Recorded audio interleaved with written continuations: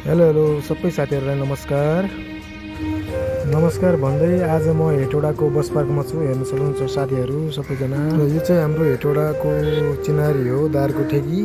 र म अहिले काममा निस्किसकेको छु। उहाँको यो पसल हो एसके स्टोर बस पार्कमा। उहाँ बिचरा व्यापार नभएर प्याज खेलाउँदै बसिराख्नु भएको छ, तैपनि धेरै खुसी हुनुहुन्छ। हेर्न सक्नुहुन्छ बिचरा काम छैन, के गर्नु गाह्रो छ भनेर बसिराख्नु भएको छ। ल साथीहरू, म एउटा पसलमा गइरहेको छु अहिले है।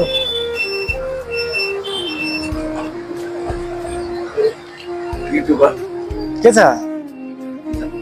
अनि व्यापार कस्तो भइरहेछ अहिले? मन्दी छ, पुरा मन्दी छ है।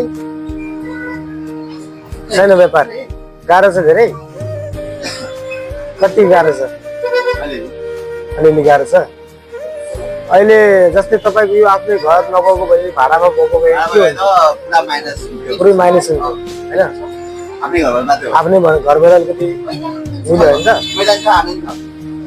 ओके गाइज, म उहाँसँग कुरा गरेर अब निस्केँ। एकदम मार्केट स्लो, एकदम धेरै स्लो छ।